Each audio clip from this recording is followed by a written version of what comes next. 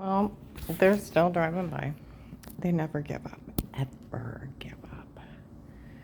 Which is ridiculous. It's just Judge Pete's family, towards our family watching her doing this. Michelle's dead. Okay? Mother breaking in Walmart with her bitchy diva friend. It's something.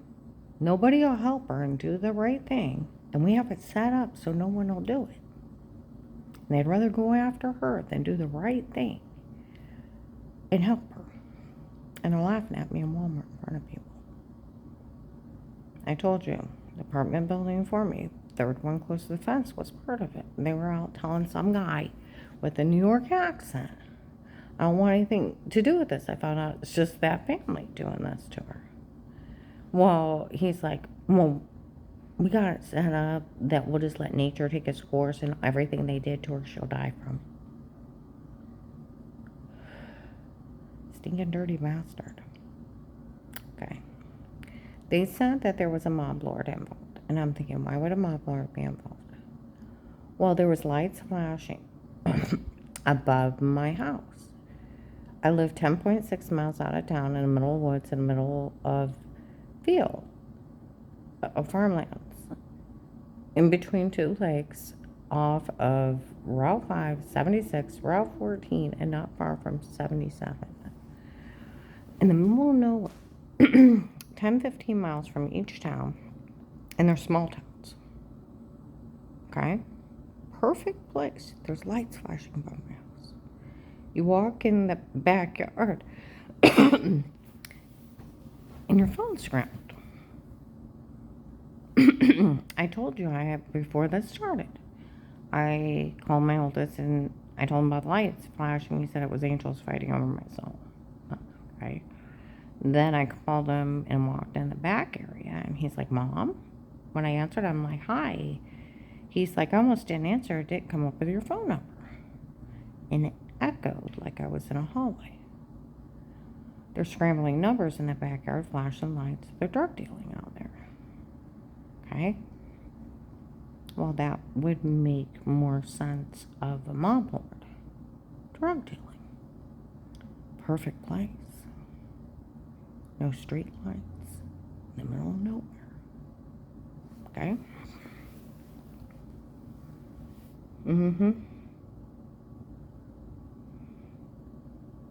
Alright. Now, I wonder, with Will of the Canton FBI, someone needs to check his phone records, make sure he had no contact with Judge Pete, his family, and no knowledge of this. Because otherwise, he set me up to die up there. Because when you tell someone, don't worry about a little thing, I'm going to take care of everything, you'll have a life of peace as an informant. Nothing legally dated against you again.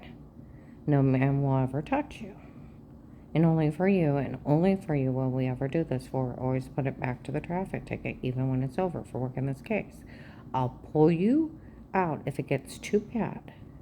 I have an account set up for when this is over. Ask me to remain quiet while they investigate. And just left me up there to die. Did he take a payoff? Get ready to retire? Did he make a deal?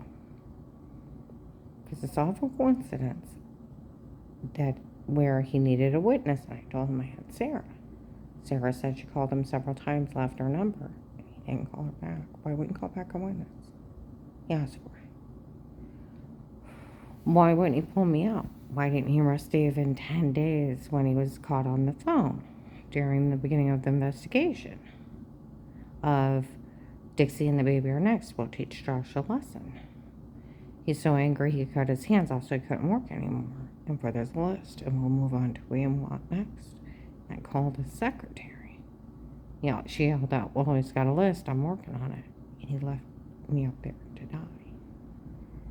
He had Dave in 10 days. I never had to stay quiet. Whose fault is it that he didn't find out? They already knew. They were illegally surveillancing me from Michelle. That they were date rape drugging me and photoshopped a shower scene. And they didn't have a protective light case to be there. They didn't have mine and Dave's Miranda rights. So it's a legal search and seizure, and he didn't arrest him. And it's not admissible. So whose fault is it? He didn't find out. Like I said, somebody needs to pull his phone numbers. And if he had contact with Judge Pete, then he was an accessory. Make sure to check his account that he didn't take a payoff to leave me up there to die, so that it would be set up that no one would ever help me. And they could do whatever they wanted. It's a sick scenario. But it makes you wonder. Because what the hell happened to him? They said they lied to him that I was lying. So he didn't look into anything. Well, that's stupid. I had a witness. More than one. Because it wasn't just Sarah, our old manager that works with Katie. I heard her say it too. And so that dark-haired girl. And hell broke loose up there. I never had to stay quiet one day. They impersonated a federal officer. Before I called Will back, they date rape drugged me so I couldn't remember. Tell them that's bad. And even the police in the area know they did it.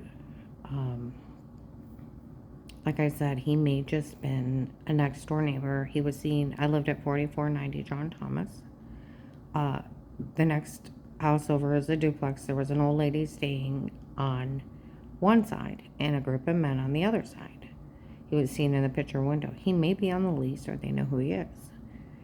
Okay? He may, and since it was April 14, 22, Save-A-Lot, some lady investigators is sick what's going on.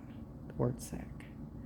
They did have a man pretend he was FBI before she called that agent back. It was a stunt for Dave to confront her in the truck.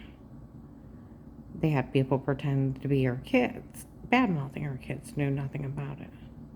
It's been the people hurting her the whole time. It's so sick. Okay? Yeah, so whose fault is it when you're a federal agent?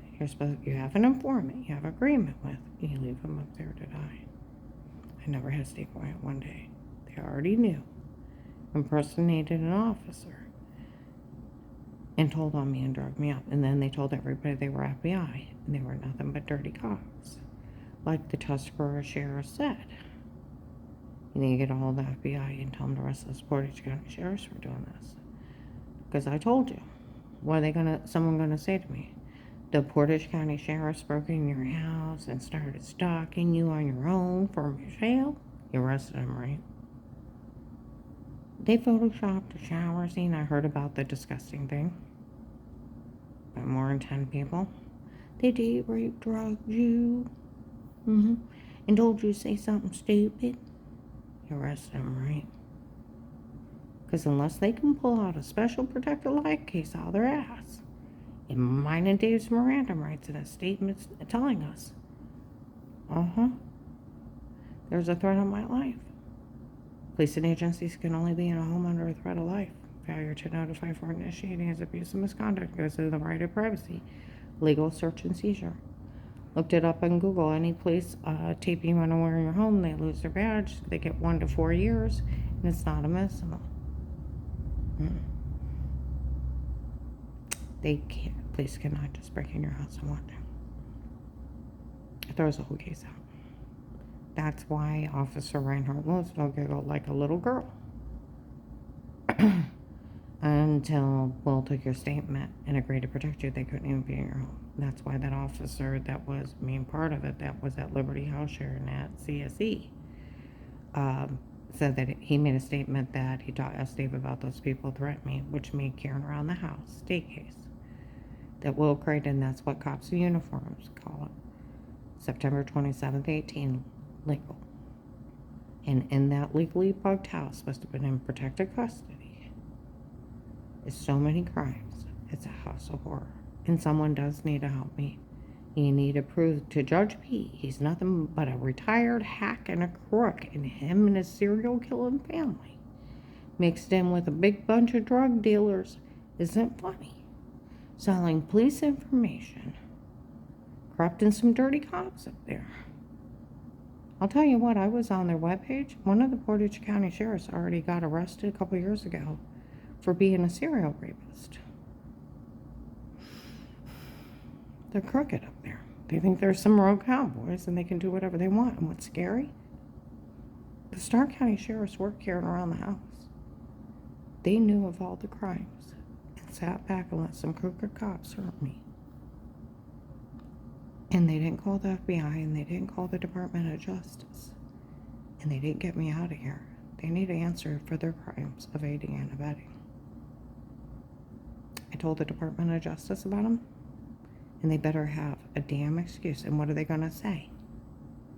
Well, Dave was dating retired Judge Pete's daughter, Michelle. And they broke in and were stalking Karen and Dave. You arrested them, right?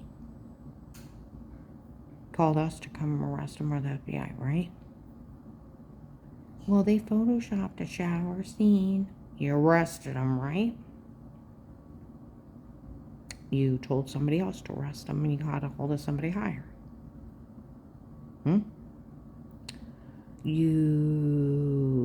They were date rape, drugging her and telling her to say something stupid. You called someone and got her out there, right? Because that's going to be their answer. And guess who's, like the retired sheriffs I talked to online? They can be held legally and financially responsible for the other one's crimes. For doing nothing. It's aiding and abetting.